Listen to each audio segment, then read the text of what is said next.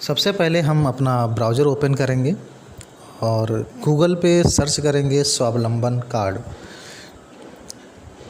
दोस्तों, आज हम बात करेंगे कि कैसे हम दिव्यांग कार्ड या स्वावलंबन कार्ड को घर बैठे बना सकते हैं और उसे अपने सीएमओ से, अपने ज़िला अस्पताल के सीएमओ से मिल करके उसे इशू करा सकते हैं। तो जैसा कि मैंने बताया, ब्राउज़र में हम सर्च करेंगे स्वावलंबन और जो सबसे पहले हमारी जो लिंक आएगी swavlambancard.org, इसको हम ओपन करेंगे। माफ़ कीजिएगा, swavlambancard.gov.in हमारी वेबसाइट है। और यहाँ पे साइड में ऑप्शन आएगा नया कार्ड अप्लाई करने का, उस पर क्लिक करेंगे। अगर आप री इशू कराना चाहते हैं या फिर आपका कार्ड खो गया है तो वहाँ दूसरे ऑप्शन भी मिल जाएंगे। हमारे सामने जो फॉर्म आएगा इसको हम बहुत ही सावधानी से भरेंगे। याद रखिए कि इसमें जो रेड स्टार बने हुए हैं, जिन कॉलमों पे रेड स्टार बना हुआ है, उनको भरना ज़रूरी है। और अगर आप भरना चाहें तो बिना स्टार वाले जो कॉलम हैं उनको भी भर सकते हैं। इसमें कोई बुराई नहीं है, इसमें कोई दिक्कत नहीं है। लेकिन अगर काम को जल्दी करना है या फिर आपके पास जानकारी लिमिटेड जानकारियां हैं तो आप स्टार वाले कॉलम को ज़रूर भरें।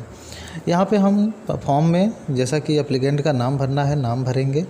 उसके फिर हिंदी में भी उसका नाम भरना होता है। जिन दोस्तों के पास हिंदी टाइपिंग का टूल नहीं है, उनको दिक्कत आती होगी हिंदी टाइपिंग में, या फिर उनको पता नहीं है कि कैसे करना है, तो मैं उनको टूल भी सजेस्ट करूँगा। वो मुझे कमेंट में लिख सकते हैं, मैं उनको टूल का लिंक दूंगा, वो वहाँ से डाउनलोड कर सकते हैं। क्योंकि अब जो पहले टूल होता था गूगल इनपुट टूल, वो वर्क नहीं करता है, तो इसलिए हमें ऑप्शन में दूसरा हमने टूल ढूंढ लिया है, मैं उसका लिंक दे दूंगा। यहाँ पे एप्लीकेंट को अपने माता पिता का नाम भरना होगा, अपनी डेट ऑफ बर्थ सेलेक्ट करनी होगी और डेट ऑफ बर्थ करने के बाद माता पिता का नाम भी हिंदी में ही भरना होगा, जैसा कि मैं भर रहा हूँ, आप देख सकते हैं। और इतना ज़्यादा मुश्किल काम नहीं है, आप इसको अपने विवेक से, अपने दिमाग के इस्तेमाल से इसको आसानी से फॉर्म भर सकते हैं।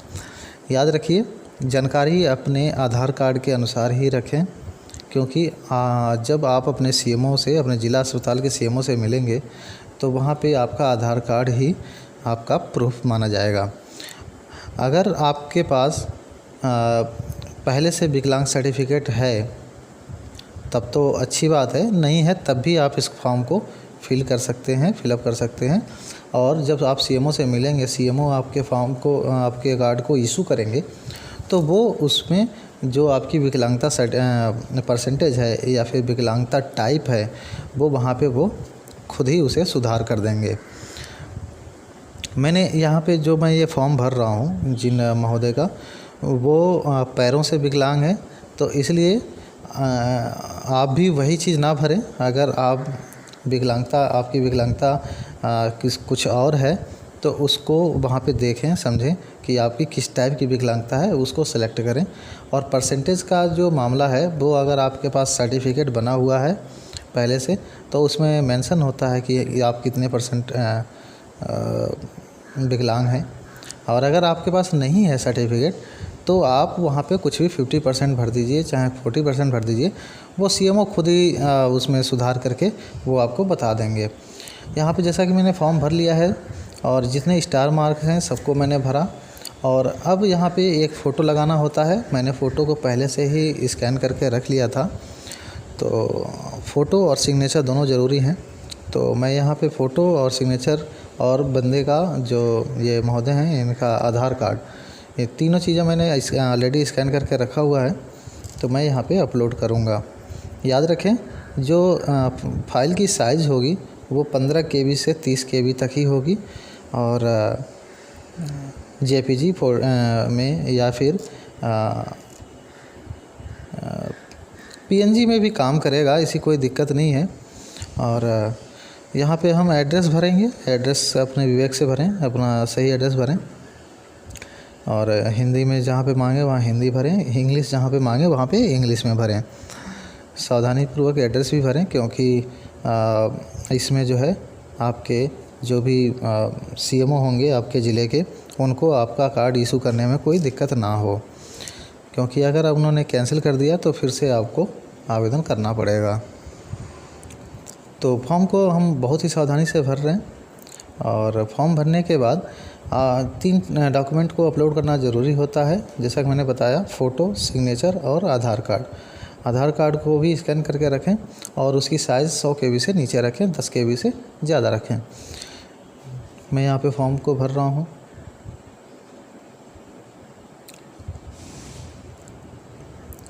फॉर्म भरने में सावधानी बरतें। अपना ज़िला, अपना स्टेट, गांव, सब कुछ जो है सही से भरें। पिन कोड सही से डालें। याद रखें कि सारे फॉर्म, सारे कॉलम को भरना आवश्यक नहीं है। कम से कम फॉर्म को ही भरें। जो स्टार मार्क हैं, जो रेड स्टार मार्क हैं, उनको अवश्य भरें। बाकी चीज़ों को कोशिश करें कि उसे इग्नोर ही करें, क्योंकि ज़्यादा फॉर्म अगर आप चक्कर में पड़ेंगे तो आप कंफ्यूज हो सकते हैं, परेशान हो सकते हैं कि इसमें क्या मुझे भरना चाहिए। तो इसीलिए जो स्टार मार्क हैं उनको ध्यान में रखें। अब यहाँ पे अपना पूछेगा कि आपके पास कौन सी आईडी है, तो आईडी टाइप जो भी है आप वहाँ पे सेलेक्ट कर लीजिए। मैं तो आधार ही सेलेक्ट करूँगा, क्योंकि आधार आजकल सबके पास होता है। और यहाँ पे परमानेंट एड्रेस के बारे में पूछेगा कि क्या अगर आपका परमानेंट एड्रेस सेम है तो ठीक है, नहीं तो अगर डिफरेंट है तो उसको आप अपने अलग से भर लीजिए। यहाँ पे क्या है, डिसेबिलिटी डिटेल पूछेगा कि आप किस टाइप, जो मैंने अभी चर्चा की कि आपसे पूछेगा कि किस टाइप का विकलांगता है। तो जैसे कि हाथ का हो, पैर का हो, आँखों का हो, कान का हो, तो जो भी हो उसको यहाँ पे आप टाइप जब ढूंढेंगे, मैं आपको लिस्ट दिखा देता हूँ कि यहाँ पे कितने प्रकार के हैं। जैसे कि ये देखिए, ब्लाइंडनेस है, एसिड अटैक है, इस टाइप के बहुत सारे ऑप्शन हैं उसमें। और मुझे जो है वो पैरों का देखना है, तो मैं लोकोमोटिव को यहाँ पे सेलेक्ट करूँगा, क्योंकि अगर पैरों की विकलांगता है तो वो लोकोमोटिव में आता है, सॉरी। और उसको सेलेक्ट करेंगे।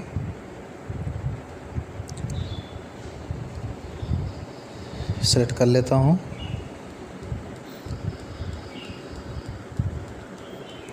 मिल गया मुझे लोकोमोटिव।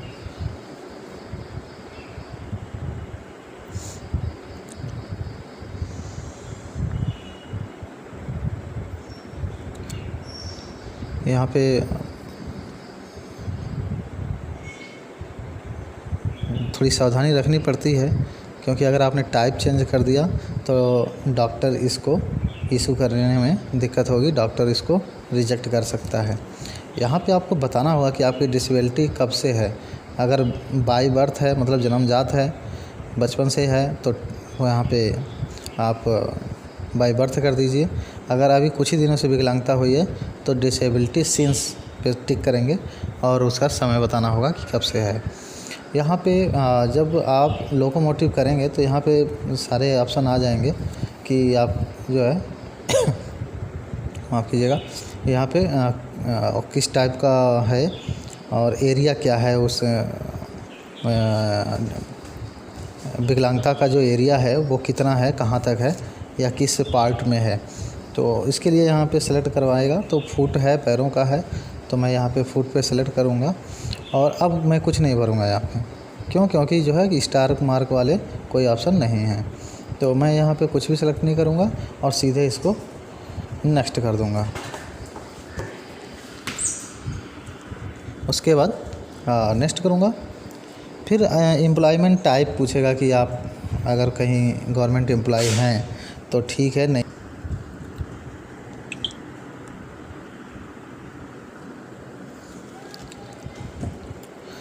नेक्स्ट ऑप्शन में यहाँ पे जो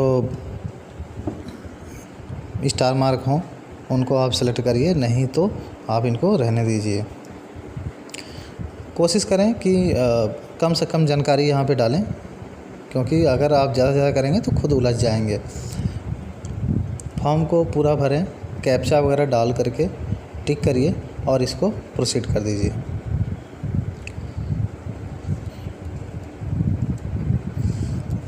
जब हम सारे जितने भी यहाँ पे ज़रूरतें हैं सबको फिल कर लेंगे। और उसके बाद जब हम इसको प्रोसीड करेंगे तो हमारे पास प्रीव्यू का ऑप्शन खुलेगा, मतलब हमारा फॉर्म कैसा है, कैसा दिखता है, वो हमारे सामने आ जाएगा और हम उसको आसानी से देख सकते हैं, चेक कर सकते हैं। चेक करने के बाद कंफर्मेशन के लिए हमसे कुछ बातों का टिक करवाएगा, जहाँ पे यस का ही ऑप्शन होगा, नो का ऑप्शन तो होता ही नहीं है। तो वहाँ पे हम इसको सेलेक्ट करेंगे और यस कर देंगे, और यस करते ही हमारा फाइनल सबमिशन हो जाएगा और फॉर्म हमारे सामने जो है डाउनलोड के लिए आ जाएगा। अब क्या है कि डाउनलोड करने के बाद हम इस फॉर्म को प्रिंट आउट निकाल लेंगे, जहाँ पे एप्लीकेशन फॉर्म को भी डाउनलोड करके प्रिंट आउट निकालना है, रिसिप्ट को भी डाउनलोड करके उसका प्रिंट आउट निकालना होगा।